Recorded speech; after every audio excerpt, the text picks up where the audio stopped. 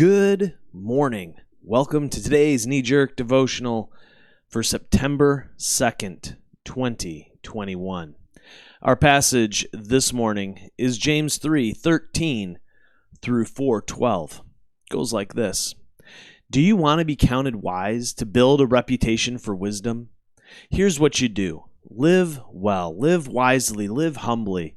It's the way you live, not the way you talk, that counts. Mean-spirited ambition isn't wisdom.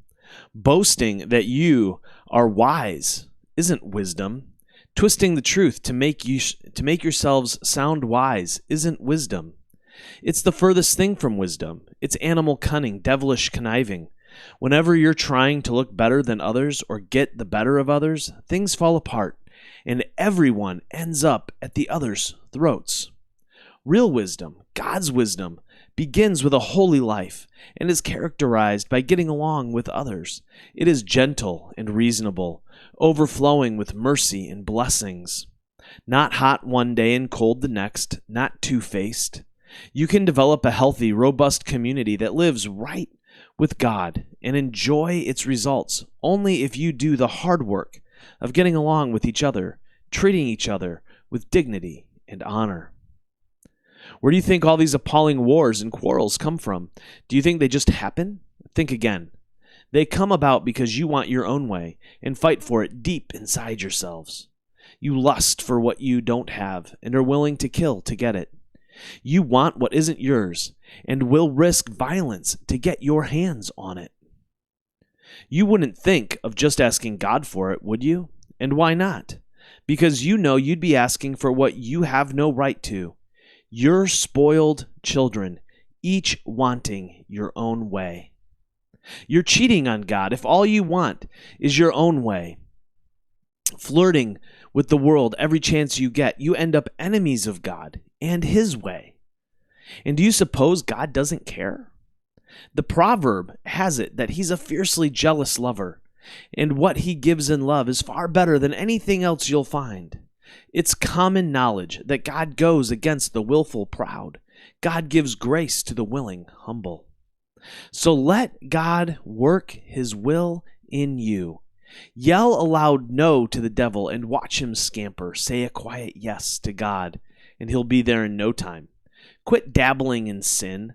Purify your inner life. Quit playing the field. Hit bottom and cry your eyes out. The fun and games are over. Get serious, really serious. Get down on your knees before the Master. It's the only way you'll get on your feet. Don't badmouth each other, friends. It's God's word, His message, His royal rule that takes a beating in that kind of talk.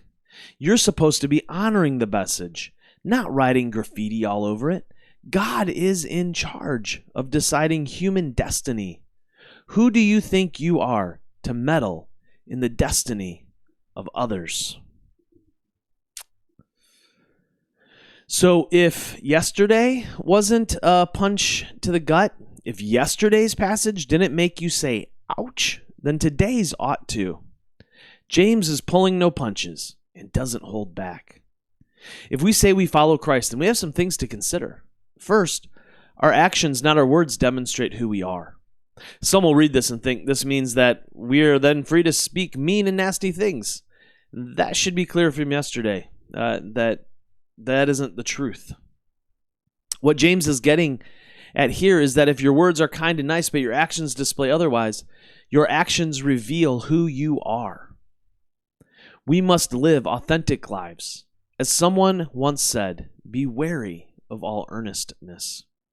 Second, we must be willing to sacrifice our wants for the love of neighbor. Are we not seeing this on display today? Our world, and much of it driven by Christians, is filled with rancor and quarreling and violence. I'm saddened and disgusted by what I see. Scroll Christian Twitter, and it is filled with nasty, mean-spirited, and divisive talk that would have James turning over in his tomb. Oh, friends, we have so lost the plot. Third, those of us who are Christians must realize that every word and deed is a reflection on Christ and the message. Are you bad-mouthing other believers? Are you driving strife because of your self-centered ways? Am I? My dear friends, we must have a posture of mutual submission toward one another. It has become clear and evident that many American Christians don't have any desire to practice love if it gets in the way of their preferred politics. How do we rediscover the better story? Well, I'm going to be pondering this bit from the passage above today, and perhaps it will stick with you too. Real wisdom, God's wisdom, begins with a holy life and is characterized by getting along with others. It is gentle and reasonable, overflowing with mercy and blessings, not hot one day and cold the next, not two-faced. You can develop a healthy, robust community that lives right with God and enjoy its results only if you do the hard work of getting along with each other, treating each other with dignity and honor. Till tomorrow, love well, my friends.